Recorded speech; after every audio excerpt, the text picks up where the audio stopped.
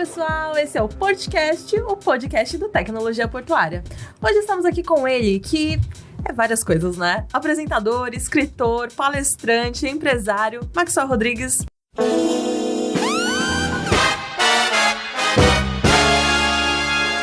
Bem-vindo. Muito obrigado, que bom estar aqui, principalmente com essas pessoas que eu gosto e admiro tanto e com essa audiência, né, para que a gente possa falar principalmente de empreendedorismo, tecnologia e tudo aquilo que interessa às pessoas do nosso setor.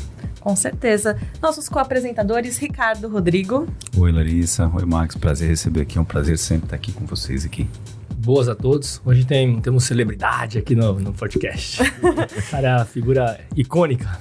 E agora, a partir desse episódio, também teremos a companhia do Arri, que ele é o nosso produtor, o nosso diretor, o nosso editor. Mais alguma coisa, Arri? Bem-vindo. Eu não sei. Na verdade, a gente sempre teve a companhia dele, né? Não, mas a companhia, agora vocês vão poder ver ele nos bastidores, né? Eu quero agradecer, viu, Rodrigo? Obrigado por me chamar de ícone, de celebridade, de superstar. Porra, obrigado, cara, pelo carinho. É de mim, né, que você tá falando, né? Não. Sempre gostei.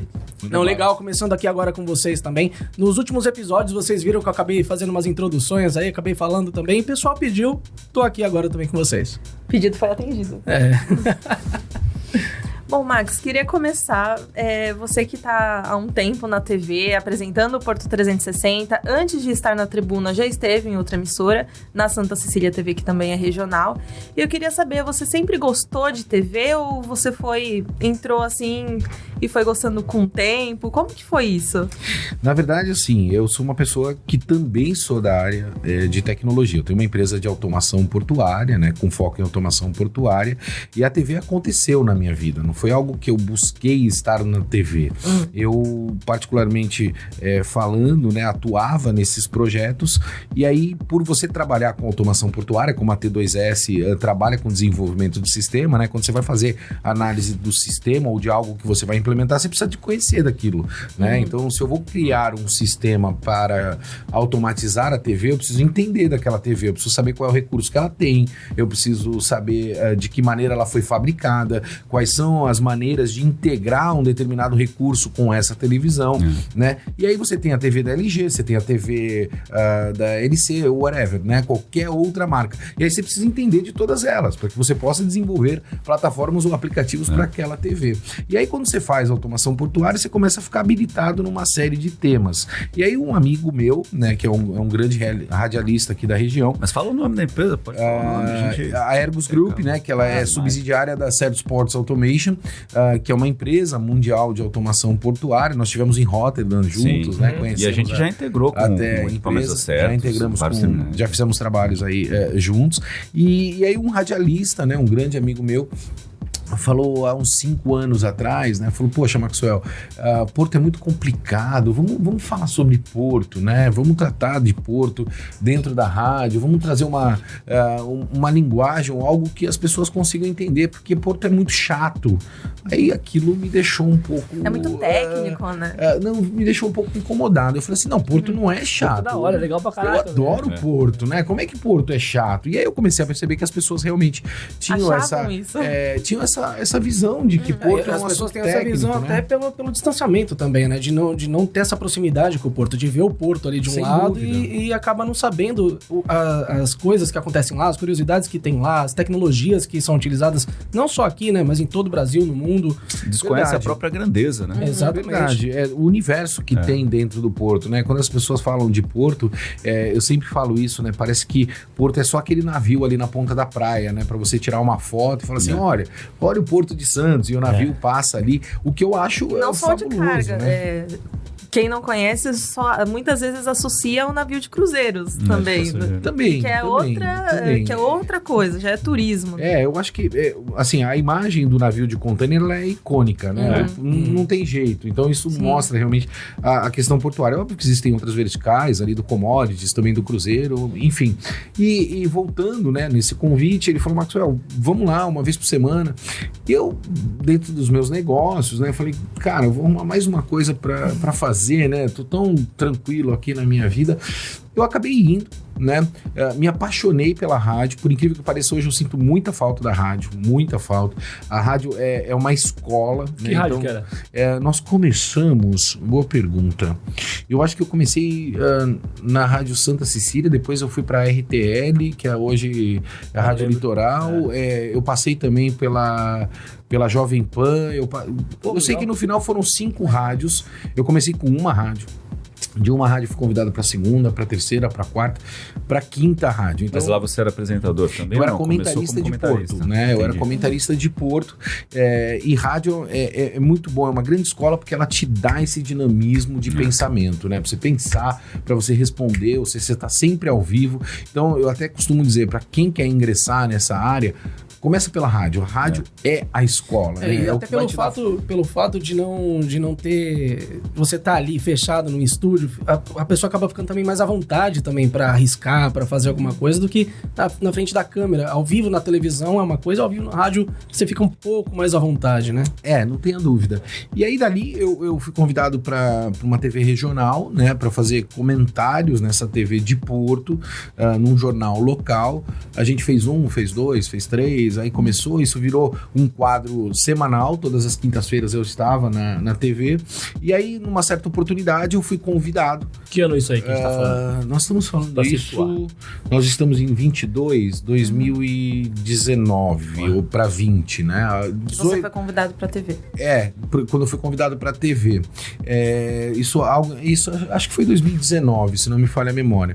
E aí a gente montou um programa piloto, né? Eu não me esqueço, porque foi muito engraçado. Quando eu cheguei para fazer esse programa piloto, tava toda a estrutura de TV montada, né? TP, para quem não sabe o que é o TP, é o teleprompter, né? Que mostra ali o texto que você precisa ler, enfim.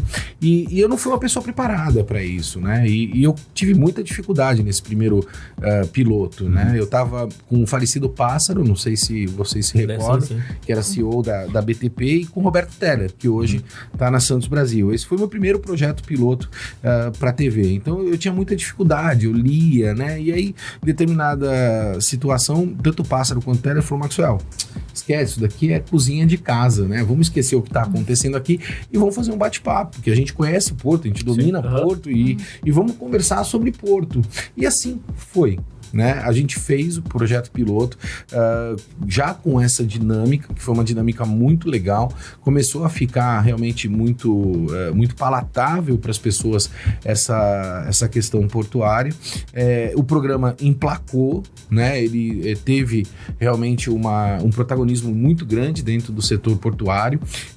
Posso eu, pelo menos, me apropriar disso, e eu costumo me apropriar. Foi o primeiro programa de Porto mesmo, né? Que a gente teve aqui na nossa região. Houveram outros, né? Que eu tenho conhecimento. Houveram outros, mas eram muito focados em alguns pontos, né? Não abrangeu tanto o quanto a gente conseguiu naquele momento. E aí eu recebi um convite, né, do Grupo Tribuna, para que eu fosse para o Grupo Tribuna apresentar um programa de web, né?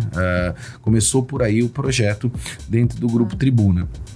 De um programa de web, ele se transformou no primeiro programa da grade da Rede Globo, né, falando sobre Porto. Nós construímos outras iniciativas, né?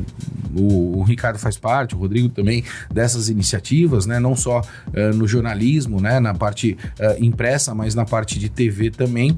E reconstruímos os eventos, né? Dando um novo dinamismo para os eventos também. E o que me deixa muito feliz é que fruto daquele programa inicial, inúmeras iniciativas de Porto aconteceram na nossa região. Então, assim, hoje o leque de possibilidades é muito grande. Certeza. É engraçado que eu estava conversando com... Mas isso é um bom sinal, né? É um bom sinal. Eu olho por um bom lado, né? Porque eu estava conversando com um executivo do setor portuário em certa oportunidade, ele me disse, falou assim: poxa, Marcos, hoje, cara, tem milhões de iniciativas, né? Eu não sei nem qual apoiar, patrocinar. Eu falei, olha que legal. Top, né? Sim. Isso é muito bom, porque antes, no passado, você falava assim, eu não tenho iniciativas para que eu possa mostrar minha empresa, por exemplo, como a T2S, né? Ou outros terminais e assim sucessivamente. Ainda mais para o público nichado, para o público... Sem dúvida, né? E hoje você tem aí um leque de possibilidades na mesa. E aí...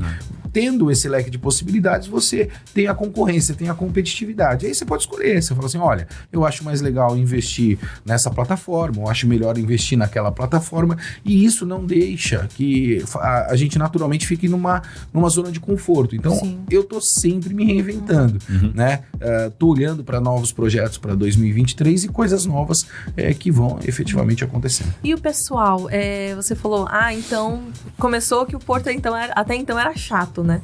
Você percebeu que depois dessas iniciativas, agora você apresentando também o programa, as pessoas falam com você? O que você tem percebido disso? No sentido da população em si. Isso juntou mesmo? Teve essa relação Porto-Cidade? Eu acho que sim, eu acho que a gente começou a desmistificar essa relação do porto, né? Por incrível que pareça, a gente tem no quintal de casa aqui o maior porto do hemisfério sul e o cidadão não se apropriava, né? A TV tem uma força gigantesca, né? Apesar de a gente estar aqui na web, né? Enfim, existem outros recursos hoje em dia, mas é incomparável com a TV ainda. E eu acho que vai continuar sendo, né? A TV, ela continua passando uma credibilidade que outros veículos de comunicação não conseguem abranger, né? Então é uma força gigantesca. E a gente tem a oportunidade de mostrar as operações, né? Mostrar como é que funciona mesmo, para que as pessoas tenham uma ideia, assim, eu fui bombeiro do porto, né? Eu atraquei um navio, eu operei um STS. Essa dinâmica que eu acho muito legal, assim, você saiu do estúdio, né? Porque a maioria das iniciativas no estúdio, conversando. Você saiu do estúdio e entrou dentro dos terminais para mostrar isso, pô, claro que isso cativa as pessoas, né? A pessoa vê uma coisa diferente. A roupagem. Você sentiu isso também? A roupagem que você empregou, com todo mundo que eu converso, é um programa de Porto, você conseguiu ser tão tênue, assim, eu tenho certeza que foi tudo teu dedo, porque a produção, a preparação toda, por mais que você tivesse uma equipe técnica gigante de uma emissora top nacional, né, mas o teu programa, ele consegue ser apresentado em qualquer quadro, velho. Em qualquer... a gente fala um programa de Porto. Não, é um programa. Se você encaixar essa...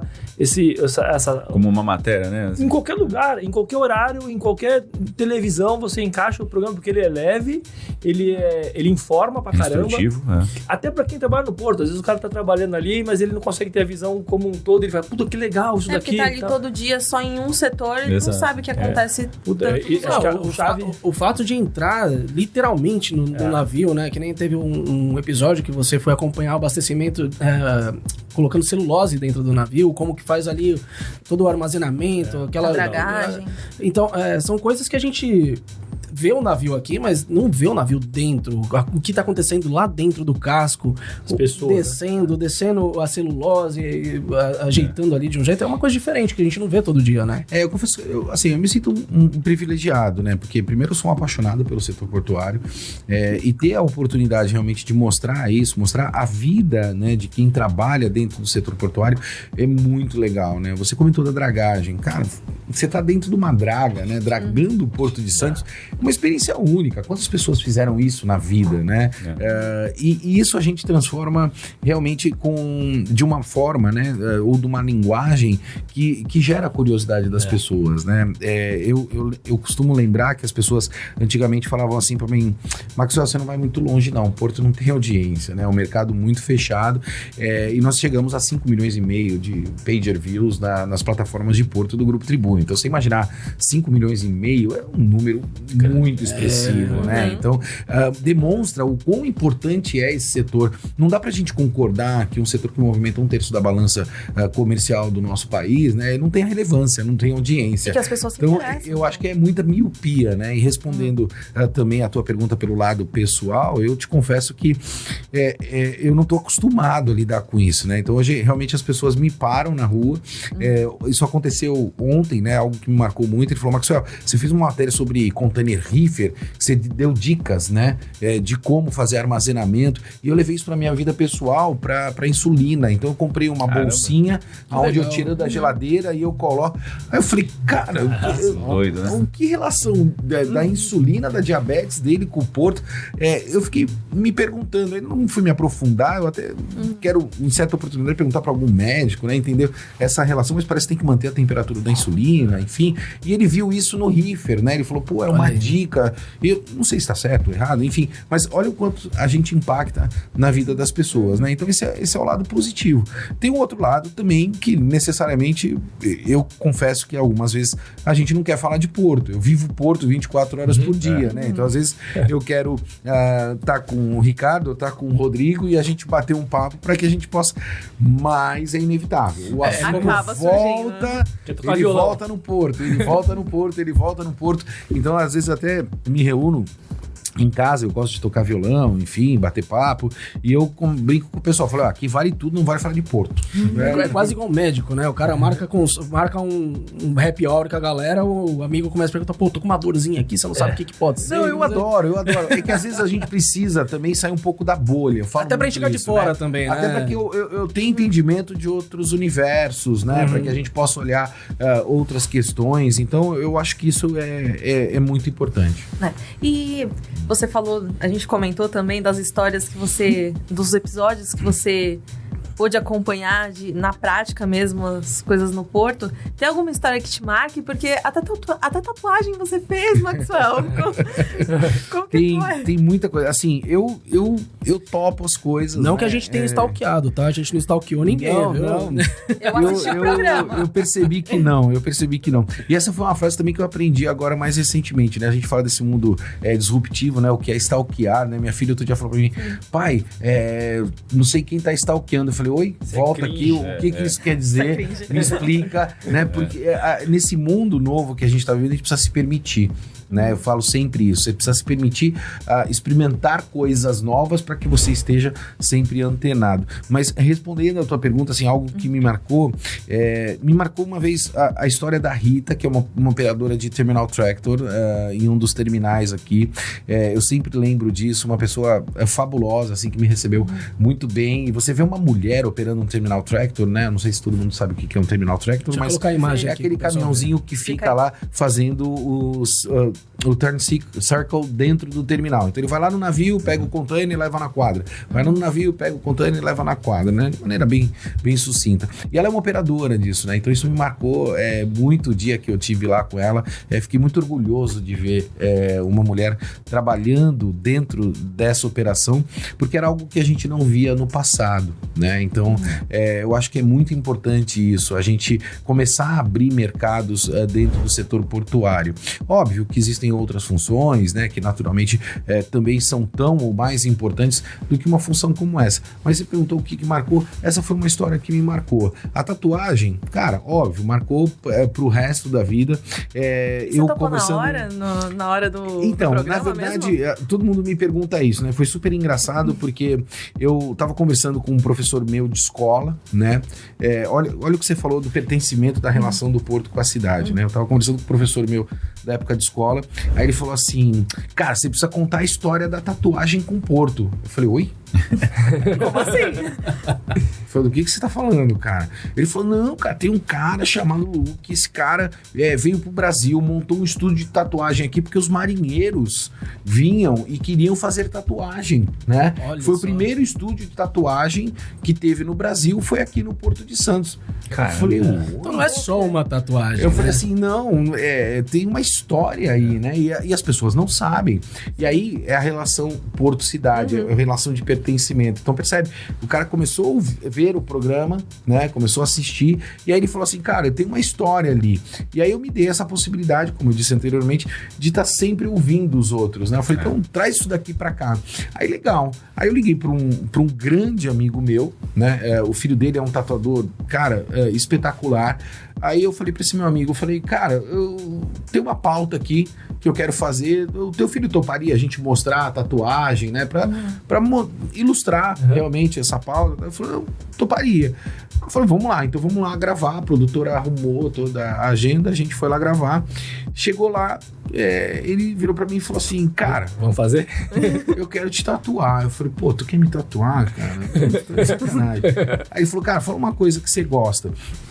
Aí eu falei assim, eu tinha esse débito, né? Eu já tinha 2 tatuagens, débito entre aspas falando, mas eu queria fazer uma tatuagem de São Jorge, né? E aí eu falei pra ele, cara, eu tenho essa vontade de fazer uma tatuagem de São Jorge. Você é corintiano? Não tem relação com o time, né? Mas tem relação com a crença, né? Eu vejo realmente em São Jorge essa questão da luta, da batalha. Isso reflete muito o que foi a minha vida ao longo do tempo. Independente de qual religião, sim. né? Eu não quero entrar nesse mérito, mas é uma questão de você se identificar. E aí, eu falei pra ele, cara, se tu fizer um desenho legal de São Jorge, eu vou topar a tatuagem. E por incrível que pareça, ele pegou a lua de São Jorge, né?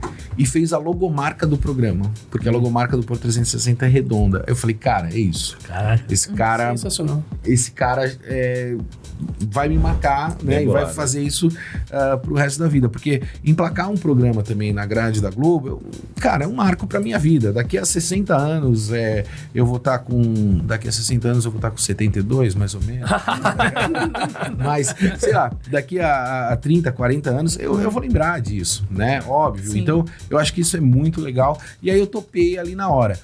Vou te falar. Cara, foi difícil, bicho. Foi difícil. Foram 6 horas de tatuagem. Nossa. E quando eu vi as imagens do programa, eu até pensei, porque eu assisti no sábado mesmo que passou. Eu tava até almoçando, falei, mas ele vai fazer mesmo? Eu fiquei me perguntando. E a gente acha que é combinado? Então, pode até colocar, fingir que tá colocando a agulha ali, não colocar. Não. Lá eu faço tudo na real. As pessoas não sabem.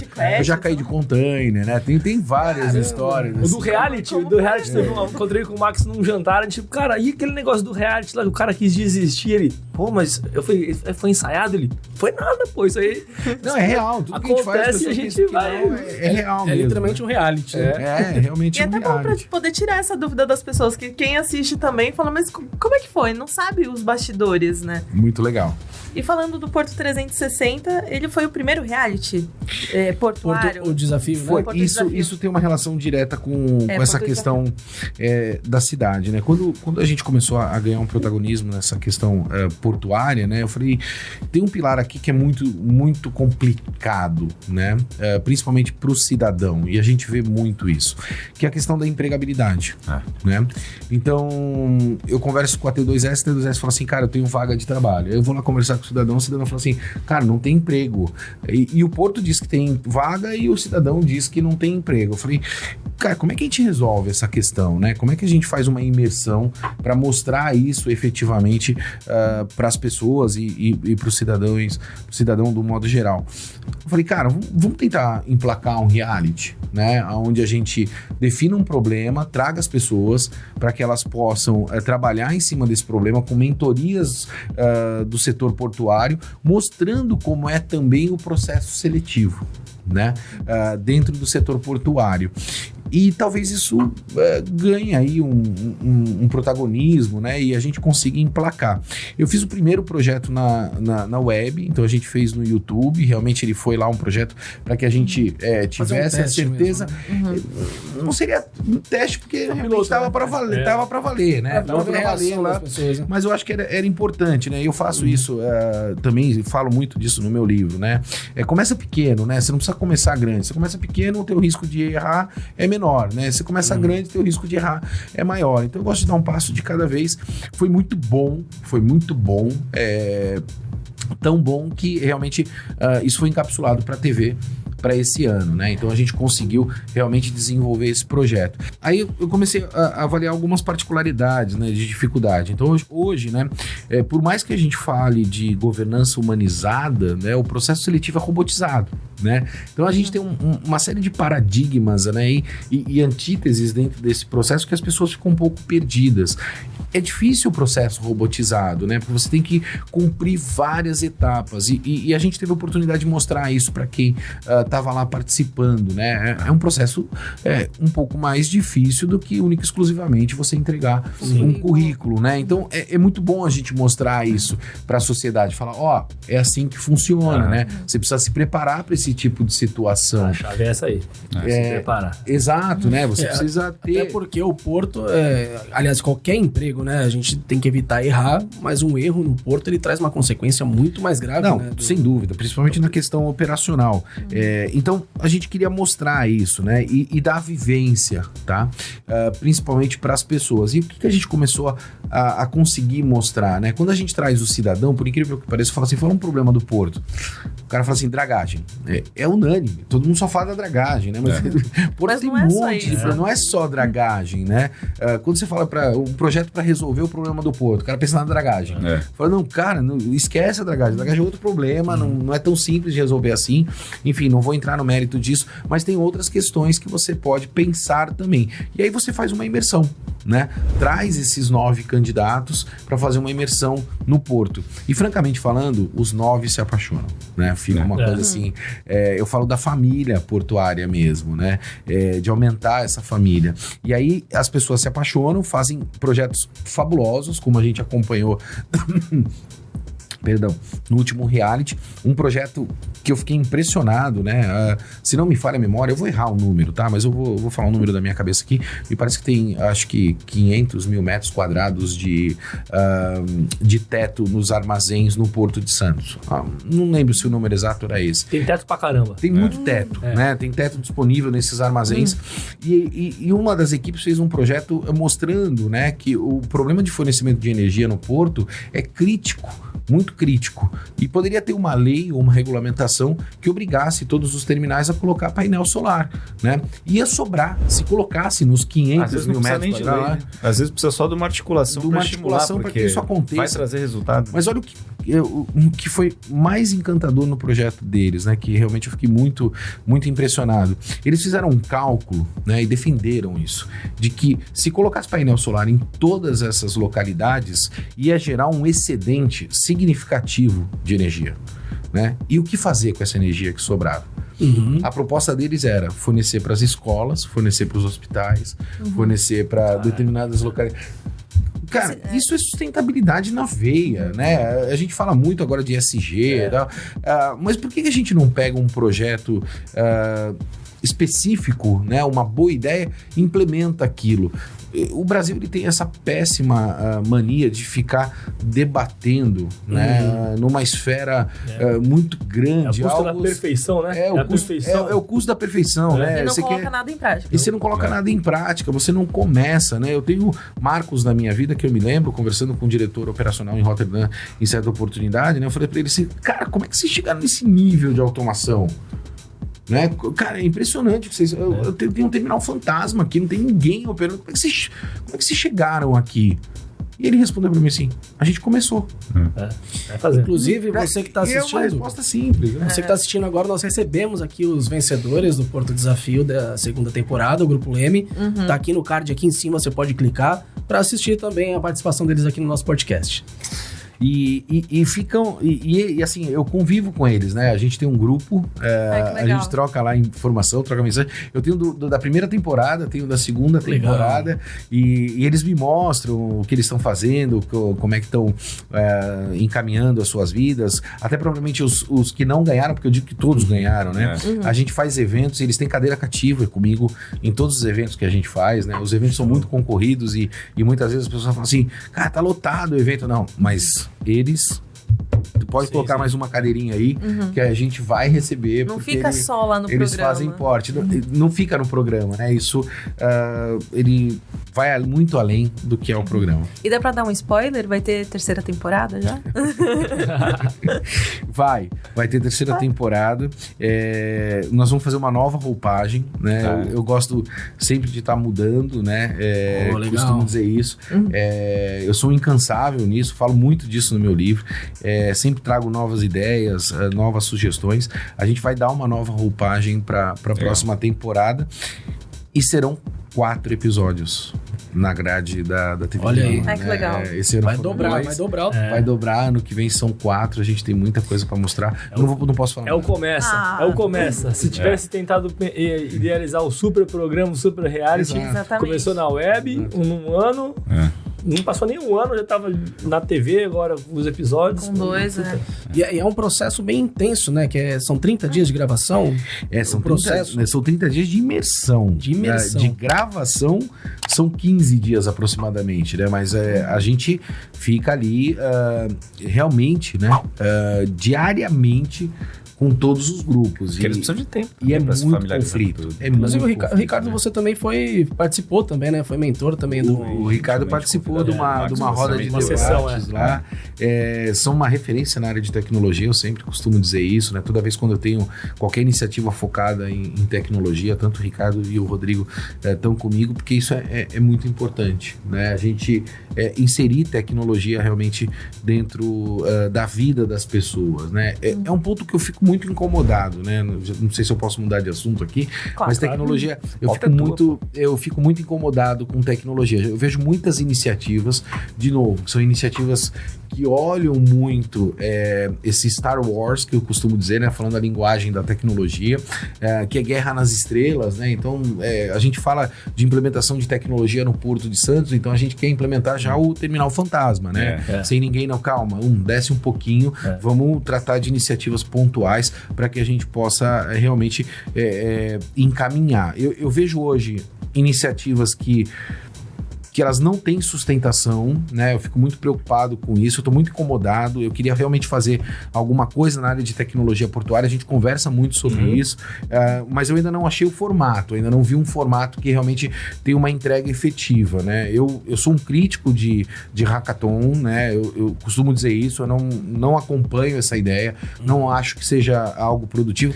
Cada um tem a sua opinião, respeito a opinião de todos. Que eu acho que acho que acaba sendo usado, porque acabam depositando fichas que no hackathon e acabam tentando usar ele para uma finalidade para a qual ele não é feito, né? Que você não vai desenvolver soluções em 1-2 dias. Isso não existe. Não tem eu acho que toda iniciativa é legítima, né? Eu não tô aqui para criticar a iniciativa de ninguém, eu só tô dizendo as minhas percepções, né? Então, nesse ponto especificamente de tecnologia, eu ainda não vi necessariamente uma iniciativa que seja realmente tão boa que consiga gerar uma perenidade, que ela perpetue, né? Então, quando a gente fala principalmente hoje, né? E eu costumo dizer isso de novo, né? Falo muito disso no meu livro, que o brasileiro gosta muito de moda, né? Do modismo, né? E a gente precisa ter educação empreendedora para que a gente não comprometa os mercados. Então, um exemplo claro. Não sei se vocês se recordam ou não, mas eu adorava a paleteria mexicana, né? Não sei se você teve a oportunidade. Sim. Aquele sorvete, aquilo era uma delícia. Aquele de doce de leite, então, cara. Surgiu do nada, explodiu, todo mundo... Aí o cara falou assim, não, peraí, o Ricardo tá ganhando dinheiro com paleteria mexicana, vou montar uma também. Aí o Rodrigo olhava e falou assim, também vou montar uma, aí montava outra. Cara, tinha tanta paleteria mexicana em Santos que acabaram com o mercado. Fecharam todas. Acabaram com o mercado. Então, a gente precisa ter esse tipo de preocupação com o mercado. Então, é uma preocupação que eu tenho no mercado, quando a gente fala de entregar um formato, né, fazendo esse paralelo aí com a paleteria mexicana. Hoje também tá muito na moda o beach tênis, né? Todo mundo entrou no beach tênis, né? Daqui a pouco tem quadra pra caramba e tem pouca gente pra jogar, aí beach acaba tênis o mercado... E Copa Stanley. E Copa Stanley. Aí acaba o mercado de... Então a gente precisa olhar com um olhar de empreendedorismo. Mas você se refere ao quê? Eventos de promoção? Quando eu falo na relação da startup, né? Por exemplo, startup virou um modismo gigantesco, né? A startup sem um investidor anjo, né? Ela não existe. Tudo bem? Principalmente dentro do setor portuário, que é uma preocupação muito grande que eu tenho. Quando a gente fala de porto, né? Todo mundo fala assim, o porto é gigantesco, o mercado de porto. Mas no mercado de tecnologia, ele não é tão grande Não é assim. nada. Né? Não é nada. Ele é um... Comparavelmente. Você tem players específicos, né? Que você não vai inventar a roda, porque você tem muita engenharia embarcada dentro daquelas soluções, né? Então a gente não pode ter essa miopia. Então, por exemplo, eu não vou abrir aqui no Brasil uma indústria de STS. Desculpa, a ZPMC faz isso com maestria, né? A fábrica que os caras têm na China é uma coisa inacreditável, tudo bem? Eu posso levar os componentes eletrônicos que existem hoje dentro do STS para fabricação aqui no Brasil? Não sei, o quanto que a gente vai investir para concorrer com uma Sempre Toshiba, né? Que a gente percebe que dentro do PLC, cara, tem muita tecnologia embarcada ali. E não é só a tecnologia para o desenvolvimento pontual. Você tem que manter aquilo. Isso. E para você manter aquilo, você tem que ter capilaridade, você tem que ter muito cliente. Porque senão Fica de pé. não representa, né, o reinvestimento que você precisa fazer. E aí, quando eu falo de startup, é um pouco nesse sentido, né? A gente percebe que existem um monte de iniciativa, mas são iniciativas pontuais para resolver problemas específicos e que aquilo não vai gerar, né, uma demanda tão grande, um desenvolvimento tão grande. Então, olhando para dentro do nosso setor, eu acho que a gente precisa amadurecer no que tange tecnologia. Talvez essas iniciativas pontuais sejam um processo de crescimento, mas fazendo aí o paralelismo, né, ou a comparação lá com a paleteria mexicana, a gente não pode correr o risco de acabar com esse mercado, né? A gente criar tantas iniciativas que a gente acabou com o mercado. Não, então a gente precisa ter responsabilidade. Então eu não me aventurei ainda porque eu não vejo, né, apesar do meu desejo, eu não vejo algo, né, que seja perene ainda em relação a essas iniciativas de tecnologia. Então, penso muito nisso, né? O Ricardo e o Rodrigo estão aqui, que não vão me deixar mentir sozinho, porque eu falo muito com eles também. Mas eu falo com muitas pessoas. Então, a gente percebe que no Brasil a gente tem muito do modismo, né? Então, startup é a moda da vez. Então, a startup me parece que vai resolver todos os problemas que nós temos no nosso país. E as pessoas, uma coisa que me incomoda também é que as pessoas, quando criam essas iniciativas, né, assim, em geral, quando cria essas iniciativas, você tenta procurar um outro modelo e seguir ele, procurar uma metodologia e seguir ele, e não acaba não dando espaço para você criar uma coisa diferente para ver se ela emplaca, né? Porque... Não tenha dúvida, eu sempre costumo falar isso, né? O que é o produto? Né? Quando você entende que o produto é você, né, o desafio é muito grande. Porque você precisa se reinventar todo dia, né? Ou a todo projeto. Você acabou de me perguntar em relação ao reality do ano que vem. Eu falei, nós vamos trazer uma roupagem nova, né? Trazer uma roupagem nova é experimentar algo novo, é você correr risco, é você ter a habilidade de mitigar esses riscos para que você possa fazer um projeto novo. Seja em qualquer área, né? Seja onde for. Ou você pode continuar na tua zona de conforto e ficar aprisionado lá no passado. Lembra? Aquilo que deu dinheiro em determinada oportunidade, pode ser que não dê dinheiro hoje, mas você ficou aprisionado lá e você vai continuar reinvestindo naquilo. Então, essa educação, né, principalmente focada em empreendedorismo, eu não percebo isso dentro do nosso país, né? Você fala dessas iniciativas que elas existem, por exemplo, é uma coisa que eu defendo muito, né? A gente não conseguiu fazer isso ainda, talvez pelos feudos que supostamente existam dentro dos segmentos brasileiros. A gente não tem uma associação, né, de tecnologia portuária. Né? A gente não tem uma representatividade. Né? A gente vai para Israel ano que vem fazer uma missão internacional. Em Israel você tem um órgão de governo chamado Israel Innovation Authority. É um órgão de governo focado em inovação. Né? E ali você tem políticas públicas, você tem realmente incentivos que são realmente pontuados, e isso é estratégia do país, né? É diferente quando você vai para esse universo minimalista, que você vai dizer assim, eu vou fazer um hackathon para resolver um problema XYZ. De novo, eu quero ser muito claro, eu não estou criticando, eu estou olhando o modelo de negócio, né, para que a gente entenda onde a gente está e aonde a gente quer chegar. Não, mas tem que ver a questão da produtividade também, né? Porque não adianta, por exemplo, que nem nós já comentamos aqui em outros episódios, a questão de automatizar os portos brasileiros, isso vai aumentar a produtividade? O cara vai conseguir transportar mais? Vai gastar mais? Vai economizar? Acho que a gente volta naquela primeira situação do Max de vai lá e faz. quando a gente fala de empreendedorismo, quando fala de automatizar, vou automatizar o terminal, aí pensa no terminal inteirinho sem ninguém. Calma, já velho, é um fantasma, calma. né? Teu gate nem tá automatizado, tem um monte de processo que tem, mas e como é que começa? Aí o cara quer um super projeto, um baita de uma grande investimento, em vez de ter a cultura de que, ó, isso aqui é pra gente não parar nunca de ir fazendo. Vai lá e faz. E vai fazendo, e vai fazendo. Ah, vai dar errado um pouco? Vai. Corrige, vai lá e faz. Vai lá. Esse processo é o mesmo para inovação, é o mesmo pro empreendedor. Já achava fazer um super curso, vou fazer... Cara, vai lá e faz. E lê. E entende, analisa o que você fez, corrige, lê, corrige, tomba, levanta. E as pessoas que não enxergam sempre grandes super projetos, capítulo de livro, teoria para você fazer começar o seu negócio. A gente até brinca aqui, Steve Jobs, o Bezos, o Elon Musk, ninguém fez plano de negócios, ninguém fez Canvas, ninguém fez tudo isso que é bonito nos livros, que são ferramentas legais para você exercitar só o pensamento empreendedor. Mas é isso que faz a diferença. Mas ninguém fez nada disso. O que os caras fizeram? Foram lá, fizeram. Eu sou muito provocativo nesse sentido, né? Eu acho que faz parte não, mas da minha posição. Cortando hoje. Rapidinho, eu acho legal essa tua provocação, porque não é no sentido de... Quer dizer, você tá falando, eu não vejo que o Hackathon tá trazendo tanto resultado. E realmente... Não, eu não tô julgando, eu tô dizendo...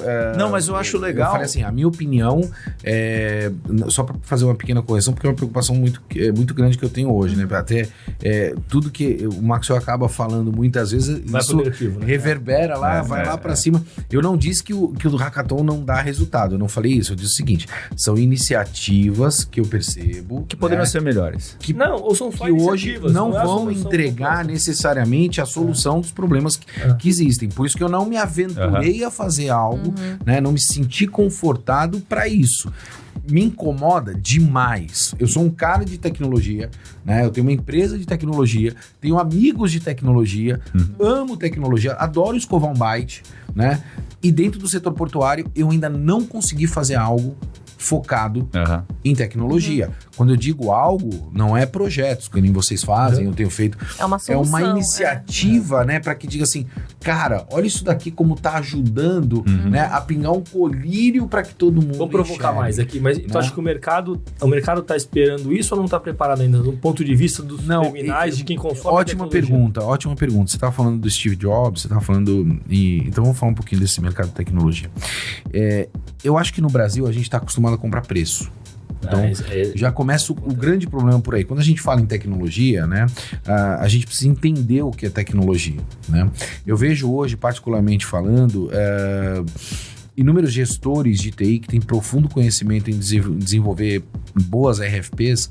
Eu não sei se todo mundo sabe o que é uma RFP, mas uma proposta, né, que vai colocar no mercado para que você faça a tua proposta comercial e técnica para participar daquele bid ali, né, daquela concorrência. É uma requisição de proposta. É uma requisição de proposta, né? Então, são RFPs bem construídas, outras nem tanto, né? São muitos sonhos, muitas coisas fora de propósito, que aí você tem que corrigir, muitas vezes, corrigir talvez não seja a palavra certa, ajudar a mudar ou alterar, porque não tem aderência, né, com o que você tem de tecnologia disponível no mercado, e consequentemente a isso, a gente percebe que apesar da RFP estar muito bem estruturada, quando bate lá no compras, é preço, não é solução. Né? De novo, falo isso no meu livro, e aí eu sei que isso vai gerar um debate, mas eu não quero gerar um debate sobre esse tema aqui, mas se vocês quiserem a gente vai ficar até meia-noite. Eu sou Apple maníaco, né? Eu sou contra a Microsoft, né? Por quê? Porque eu entendo que vale muito mais a pena você comprar uma solução do que você comprar preço. Mas você está dizendo que Microsoft é preço? É preço. Né? Se você comparar com... todo mundo fala, não, o iOS é complicado. Depende da análise que você faz, né? Eu tenho, por exemplo, Mac, eu acho que é mais de 20 anos que eu uso Mac. Eu nunca tive um problema de vírus no meu computador. Eu não sei o que é vírus, né? Em contrapartida, quando você usa uma plataforma Microsoft, você tem inúmeros problemas com isso, né? O meu último Mac ficou comigo durante 10 anos. Aí, como assim, Maxwell, ficou com você? Porque agora eu entreguei pra minha filha. E vai ficar mais 10 anos com ela. Então eu comprei um computador que durou 20 anos. E eu desafio qualquer pessoa montar uma máquina, como é feito hoje. A pessoa vai ali no Gonzaga, né? Ele compra uma placa de vídeo, compra uma placa-mãe, compra um HD, blá. Quanto tempo dura essa máquina? Quantas máquinas você compra ao longo de 20 anos, como eu tô com uma máquina utilizando? Então, a gente tá acostumado a comprar preço, para que a gente tenha um sentimento de pertencimento. A gente quer só pertencer àquele universo. Então, como eu preciso entrar na internet, eu entro a qualquer custo, né? Então, eu compro hoje, compro amanhã, compro depois de amanhã, compro depois de amanhã e continuo comprando. Quando eu falo dessa relação de custo, né, e fazendo a comparação, por incrível que pareça, os grandes executivos de todas as empresas hoje, qual é o aparelho que eles têm em telefone? Apple.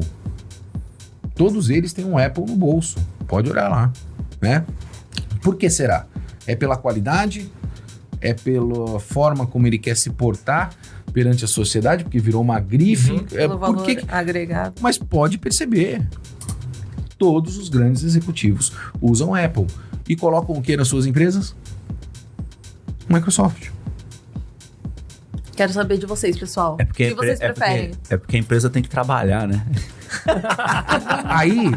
Aí é a tem que percepção, funcionar a empresa. É a percepção individual de cada um. A gente pode ir tecnologicamente, né? Mas quantas vezes você vê banco de dados corrompendo no teu e-mail Microsoft? Quantas vezes você vê isso? No sistema iOS você não vê isso. A Apple se difundiu para esse mercado empresarial? Não, porque não tem demanda. Talvez se a tivesse evoluído e muito para esse setor, né? Se desenvolveu num setor que é um setor gráfico. Toda vez que você vai falar em edição, pode pegar qualquer empresa de publicidade e propaganda. Quando o cara busca qualidade de imagem, não é na Microsoft que ele trabalha. É com a Apple. Mas isso é uma grande discussão, foi o que eu disse. Nós vamos ficar aqui 3 anos discutindo nós já tivemos essa discussão, né? Mas é bom, porque faz as pessoas pensarem, né? O que você quer para você. Eu acho que o que eu tiro dessa discussão, independente de qual a preferência logotipo você prefere. Sim. Mas acho que foi forte que você falou do gestor, do C-Level, ele enxerga que eu não enxergo o preço como primeira variável na hora de uma solução pessoal. Exato. Mas na hora de tomar uma decisão empresarial, é o preço. Uma corporativa empresarial, que é o que faz a empresa dele girar, máquina, ele vai no preço. Então, independente de se Apple, Microsoft está brincando aqui, mas é forte isso, porque... Mas acho que também tem a gente fala em tecnologia, eu faço um desafio aqui. Qual é o budget das empresas hoje, né, destinado à tecnologia? Não, especialmente no Brasil. E pior ainda, é destinado para inovação. Não, e para Porto, pior ainda, a gente brinca, porque tecnologia, ela é... Pô, a gente vive disso. Tu conhece um monte de amigo que trabalha em áreas. Sem dúvida. A TI e as grandes consultorias, umas Accenture da vida aí, que prestam serviço para bancos, que prestam serviço para instituição. Todo o programa a gente fala isso, de saúde, de telecom, tem várias indústrias que tem prédios inteiros em São Paulo, andares inteiros em São Paulo de tecnologia, com vários times, várias equipes, vários projetos, experimentando coisas novas, mantendo as coisas que estão, os legados que estão rodando. E aí quando a gente vai pro Porto, que a gente brincou que o Porto é o se fosse a TI fosse um campo de futebol, o Porto é o quarto de círculo do escanteio, aquele quarto de círculo, é só aquilo ali. Então, o universo da TI, que atende o mundo inteiro e atende todos os negócios... Mas sai um monte de gol desse quarto de círculo. Né? Sai. A primeira jogada é ali. Ela começa, ela é gigante. E a TI pro Porto não é vista, ela ainda, né, no meu ponto de vista, ela ainda não é vista com o protagonismo que deveria ter. Mas será que se organizou? Né? Eu falo muito sobre isso, né? E de novo, sendo provocativo. Eu coloco algumas questões no meu livro que eu falo que network é muito importante. Né? Eu acho que fazendo aqui uma meia-culpa, a nossa área de tecnologia é uma área que compete muito entre si, faz muito pouco network. E aí, vou até dar um exemplo, né? Por incrível que pareça, a gente está falando de Microsoft e Apple. Eu não sei se todos têm esse conhecimento, mas eu estava lendo isso outro dia e fiquei bastante impressionado. A Microsoft surgiu porque a mãe do Bill Gates era muito amiga, que era uma advogada, né? Prestava serviço, né? E era super influente da IBM, né? E o Bill Gates comprou a plataforma, ele não desenvolveu o DOS, né? Ele comprou o DOS. E aí o network da mãe dele é que fez com que ele implementasse dentro da IBM e a Microsoft virou o que é a Microsoft. Então percebe a importância que a gente tem de ter um bom network, né? Segundo fator, a gente adjetiva muito mal, né? É impressionante isso. Então o ser humano não tem essa habilidade de adjetivar bons projetos. Então toda vez que você está se dando bem, alguém vai querer achar alguma alternativa para te criticar, e muito pelo contrário, não para te adjetivar, para que você possa potencializar aquilo. E se for muito bom, alguém vai copiar, né? E aí você tem que estar constantemente se reinventando. E por fim, né, o que eu costumo sempre dizer, a gente não tem habilidade de dar feedback, né? As pessoas nem de receber, né? Eu amo feedback, né? Eu dou muito feedback. As pessoas falam assim, pô, Maxwell, eu achei que você não tava bem ali no tal evento. Ou que... Eu falei, cara, sério, me conta em que parte, porque eu preciso saber, eu preciso entender.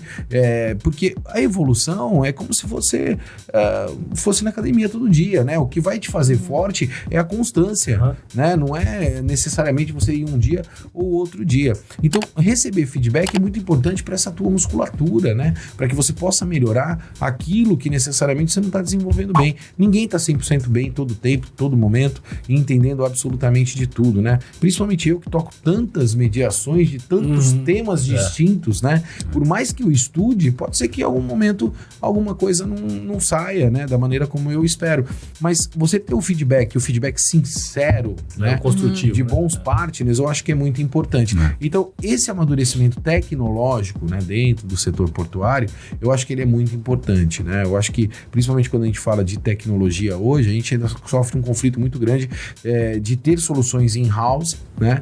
Ou não, por exemplo, né? Então, são preocupações que o mercado ainda tem. Francamente falando, é o que eu costumo dizer, um terminal, ele não tem que se preocupar com o desenvolvimento de plataformas e de soluções que já existem no mercado, né? Que tem empresas competentes para fazer isso.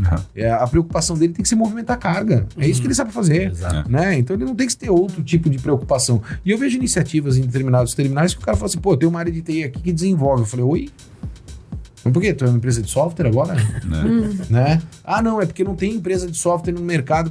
Cara, esse é o papel, né? Não tem lá, todo mundo fala de ESG, esse é o S, né? Onde você vai ter a parte social do processo, onde você vai dizer, cara, onde eu desenvolvo esse mercado? Como é que eu ajudo esse mercado a se desenvolver, principalmente aqui no Brasil? Porque se eu não ajudar como empresa esse mercado a se desenvolver, o que vai acontecer? Nunca vai ter. A solução a gente já sabe qual é. E, Maxwell, nós estamos caminhando para o final do episódio aqui hoje. Fala demais, né? Mas não, tá ótimo. É isso que eu ia falar. O papo tá muito bom e a gente ainda tem mais 3 temas. Fala demais mesmo, mas é bom. Vai gerar um monte de short. Tem 3 temas que a gente ainda quer abordar aqui. E seguindo nessa linha meio de polêmica, vamos falar sobre a desestatização do Porto de Santos. A gente queria saber qual que é a sua opinião em relação à desestatização, né? A ANTAQ agora aprovou a questão do leilão. Parece que até o fim desse ano ainda vai acontecer. Tá nessa discussão. Você acha que a desestatização ela vai trazer benefícios? Ela vai ser boa para o setor portuário? Qual que é a tua opinião em relação a isso? E em seguida vamos falar também do teu livro. Você vai contribuir com a tecnologia também, né? Para todos esses avanços. Falando... Só para complementar a pergunta do Arri, você como colunista lá da tribuna, você gosta de jogar umas pitadinhas de polêmica, título né? bomba. Tem essa questão depois da do S10 que o... Pula essa. Pula essa parte. O S10 queria que você eu acho que a gente tem um compromisso, pelo menos eu entendo assim, não sei até quando isso vai durar, mas pelo menos essa é a minha percepção, né? Valores são valores, né? E eu acho que a partir do momento que, por exemplo, né? Você é um colunista lá, né? Focado em tecnologia. Então, eu acho que a tua obrigação, pelo menos esse é o meu entendimento, né? A tua responsabilidade é trazer à tona realmente temas que precisam ser resolvidos, né? Se você se torna colunista de um jornal representativo ou de uma TV, e aí você não mostra realmente o que precisa ser mostrado, eu acho que você perde um pouco o sentido, né? Pelo menos esses são os meus valores, né? Mas você acaba colecionando algumas inimizades no caminho, né? Não, você pode colecionar, eu acho que faz parte do processo. Você vai colecionar inimigos, né? Eu acho que é uma palavra muito forte, ou talvez você possa ajudar essas pessoas, né, a sair de uma zona de conforto para tentar equacionar uma determinada questão, né? Você falou em relação a um artigo meu específico, onde eu já recebi uma nota de repúdio em relação a artigos meus, né? E logo depois, né, aquilo que eu escrevi foi tema de debate de uma audiência pública e que a solução foi exatamente aquilo que eu tinha pontuado no meu artigo. Então eu falei assim, cara, muito legal eu ter tocado no ponto, porque dizem que talvez se eu não tivesse tocado no ponto... certo, né? Não, talvez se eu não tivesse tocado no ponto, aquele problema continuaria ali para sempre, né? E não seria resolvido. Então, eu acho que a gente tem essa responsabilidade, né? Pelo menos é a minha percepção. Uma agenda minha é empregabilidade, né? Talvez incomode, né? Muitas... sei lá, talvez pessoas, empresas, mas eu sempre pontuei isso. Eu acho que as universidades precisam se reinventar. É minha opinião, né? Opinião é opinião. Aquilo ali não é. Eu concordo contigo sendo professor universitário de instituição pública. Ótimo. Então, o que você está dizendo hoje aqui, então você está indo ao encontro do que eu falo. Não tem encontro, né? Mas ao encontro do que eu falo. Ou do que eu escrevo, né? Como você disse, muitas vezes polêmicos. Mas se você é um professor universitário, né, dentro de uma universidade, e você concorda que o ensino precisa se reinventar, cara, a universidade vai virar tua inimiga? Não, ela precisa te chamar e dizer o seguinte, cara, o que está acontecendo, né? Aonde eu preciso me reinventar? Me dê exemplos práticos para que eu consiga fazer isso. Isso não é demérito para ninguém. E vai lá e faz. Muito pelo contrário. Se errou, vai lá, experimenta de novo. Mede, experimenta, mede. A gente, nós aqui, né, somos a nova geração do Porto, né? A nova geração, talvez, de líderes, né? Eu não quero me encaixar nisso, mas isso vai acontecer, é uma transição natural de vida, né? Hoje a gente tem uma determinada liderança, né? Que é uma liderança que está lá já há algum determinado tempo, em que em algum momento esse pessoal vai se aposentar. Esse pessoal vai se aposentar. E aí você precisa construir novos líderes, né? E se você não construir novos líderes, você perde representatividade. Então não dá para que eu tenha uma determinada posição e não provoque o surgimento, né? Ou a aproximação com a nova geração. Então eu tenho que fazer isso como responsabilidade de setor. Eu acho que isso é amadurecimento. Né? Quando você olha somente para o teu feudo, talvez você não contribua com o setor. Você está olhando só dentro da tua casa. Por exemplo, isso é um caso clássico aqui. Né? Vocês são uma empresa de tecnologia. Né? Vocês estão aqui criando um podcast para levar informação de tecnologia para o Brasil inteiro. Cara, é muito legal isso. Muito legal, né? Percebe? Você não está dentro só da tua casinha. Vou responder a pergunta da desestatização. Primeiro, acho que o nome está errado. Né? Tinha que ter um outro nome. As pessoas usam lá. A desestatização do Porto de Santos vai acontecer esse ano. Não aconteceu esse ano. Já aconteceu há muito tempo.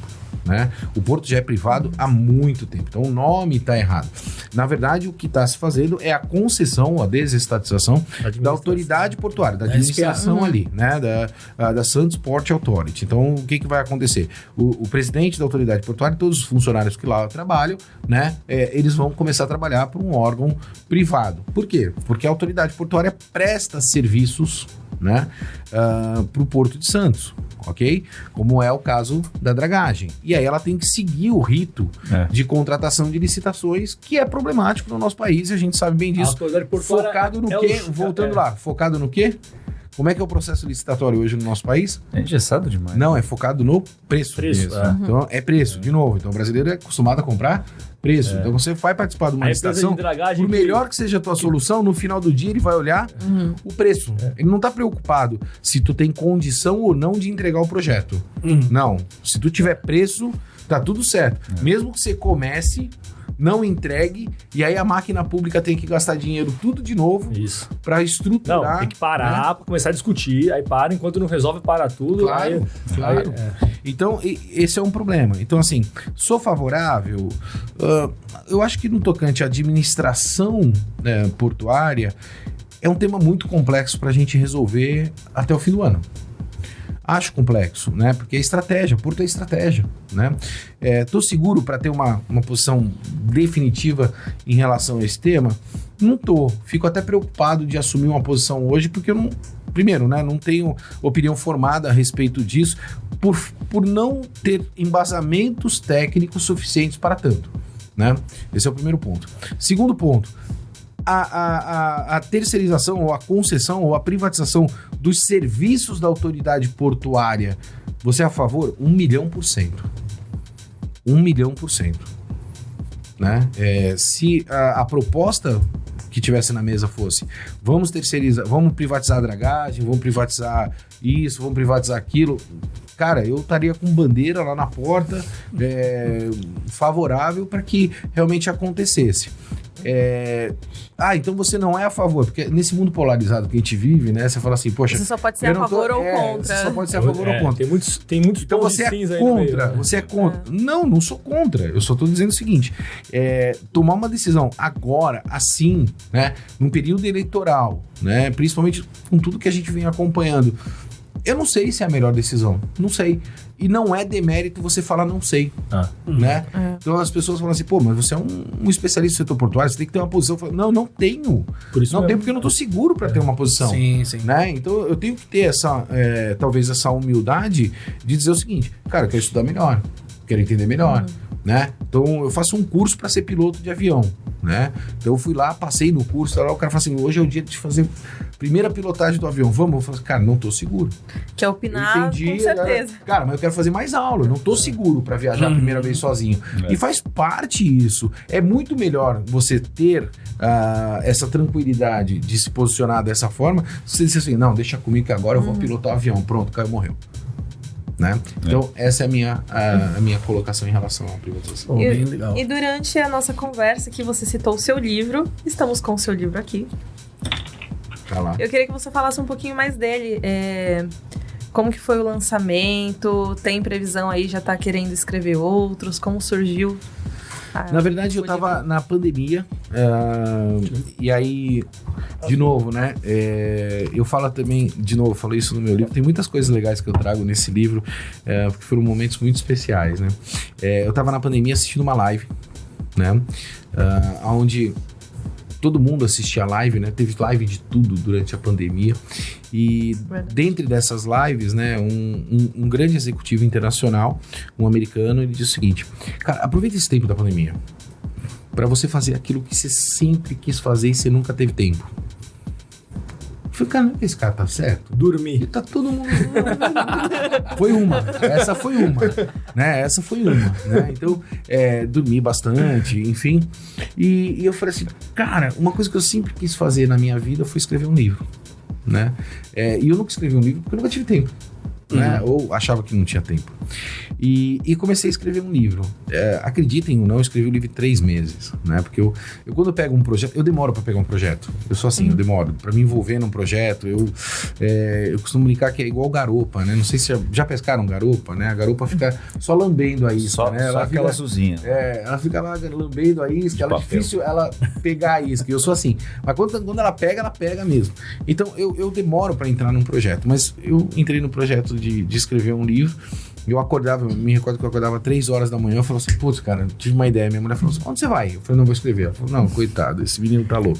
Porque depois se dormir e acordar de novo, não vai nem mais. Eu não tinha ideia, né? E aí eu ficava assim, às vezes eu tava na rua, eu falava assim, eu preciso ir pra casa, eu tive uma ideia, eu preciso fechar o capítulo do meu livro, enfim. E durante esse processo de pandemia, né? Eu tava falando das lives, mas é uma coisa engraçada que eu coloco então, você escreveu antes mesmo de receber o convite pra publicar? Foi realmente... Eu já tinha o convite, tinham feito o convite algumas vezes para publicar um livro. Eu nunca tive tempo, Aí, durante esse processo, fiz contato. Falei, cara, tô afim, agora é a hora, o momento, vamos. A editora topou, a gente foi pra frente. E aí, o que acabou acontecendo? Que era uma coisa que eu falo, né, em relação à live. Aquele modismo, lembra lá da paleteria mexicana, né? O brasileiro como ele é, tá? Isso aconteceu durante as lives também, né? Então, assim, sentimento de pertencimento, todo mundo queria fazer live. Cara, ficou uma coisa infernal aquilo. No começo era uma coisa tão legal, né? E todo mundo começou a fazer live. Eu falo isso no meu livro. Eu cheguei a ver live, né? Que tinham 3 pessoas. Tinha um cara que tava... Os 2 caras que estavam conversando e eu que tava assistindo. Aquilo lá não é uma live, aquilo é uma ligação. Mas a pessoa tem tanta necessidade de ter o pertencimento, de fazer assim, eu fiz uma live. Né? Mas que também as pessoas estavam sem ter o que fazer, tem que dar um desconto também, né? Não, tudo bem, mas vamos lá, de novo, no final do dia, eu sempre costumo dizer, qual é o aprendizado que a gente tira disso tudo, né? Hoje, eu, de uma forma muito madura, me pergunto muito, né? Poxa, eu vou vir aqui, nós vamos conversar no podcast, tá? Qual é o aprendizado que eu vou tirar disso, né? Vale a pena eu colocar meu tempo ali? É o que a pandemia me ensinou, né? Antes eu era um workaholic louco de trabalho, dava 8 horas da manhã, eu tinha que estar na empresa. Se eu tivesse em casa, aquilo me fazia mal. Eu sentia que eu não era produtivo. Hoje não, né? Hoje eu sou tranquilo de trabalhar de casa, né? Às vezes como se tivesse errado, tô em casa. Não, eu tô lá trabalhando, tô fazendo, eu produzo mais, né? Eu tô montando um spreadsheet lá de um orçamento específico. Cara, eu fico em casa, montei lá minha estrutura, né? E fico lá montando, trabalhando. E às vezes alguém me liga, meu cachorro late, o cara fala assim, pô, tu tá em casa? Eu falei, tô. Mas, pô, isso que é vida boa. Eu falei, não, vida boa não, tô trabalhando aqui, que eu produzo mais aqui do que dentro da minha empresa, nego batendo na porta, telefone tocando, né? E eu consigo me concentrar naquilo. Então, eu acho que a gente precisa aprender também e tirar lição de tudo que aconteceu, né? Eu costumo dizer, e abro minhas palestras assim, né? Uma frase de Albert Einstein, né? Ele fala assim, um aluno que falou pro Einstein, falou, professor, essas perguntas são a mesma do ano passado, né? E o Einstein responde, as perguntas o que mudam são as respostas. E para finalizar, é o que acontece na nossa vida. Os problemas sempre vão estar aí, sempre. O que vai diferir é a maneira como a gente encara e resolve os problemas do dia a dia. É isso aí. E onde a gente pode encontrar o seu livro? Amazon. No site da Amazon tá lá, Maxwell Rodrigues, o negócio é ter um negócio. E aí a Amazon entrega lá, acho que em 2 dias, enfim. Então tá aí a dica, pessoal. A gente pode até deixar o link aqui. Todos os episódios também do Porto 360, do reality Porto Desafio, estão na Globoplay, o pessoal pode acessar, né? Sim. A gente pode deixar o link aqui também. E ficamos por aqui. Muito obrigado, Maxwell. Prazer enorme estar aqui com você, estar entre amigos. Espero que vocês me convidem mais vezes para vir aqui. Não, com certeza. E desculpa ter falado muito. Não. Tem que voltar mesmo, porque tem bastante assunto que a gente queria abordar ainda. E vamos deixar aqui o pessoal curioso, numa próxima oportunidade, você contar pra gente. Com certeza. Ricardo, Rodrigo, obrigada. Bom, é sempre um prazer participar do programa de vocês. E recebendo o Max, que é um amigo meu aqui, também fiquei super feliz de poder participar aqui. Também fiquei feliz com a presença do Arri agora sim, né? Não, era só uma voz antes, né? Voz de fundo. Uma voz de fundo. A voz do backstage. Eu quero aproveitar, você que ficou até o fim aqui com a gente, se inscreva no nosso canal, compartilhe esse vídeo com seus amigos e venha sempre, porque a gente está publicando vídeo quase que diariamente, podcast semanalmente, trazendo sempre convidados que são autoridades, pessoas influentes que atuam no setor portuário. Então você que estuda logística, trabalha com TI, gosta do porto, gosta desse universo portuário, se inscreva no nosso canal, ativa o sininho, conta pra todo mundo, fala, olha lá, tem o Tecnologia Portuária que tá abordando também assuntos de tecnologia, assuntos de porto. Dá essa força pra gente, dá essa moral pra gente. E eu agradeço, até a próxima. Muito obrigado a vocês. Larissa. Tchau, gente. Ficamos por aqui, até a próxima. Valeu, galera. Tchau. Valeu.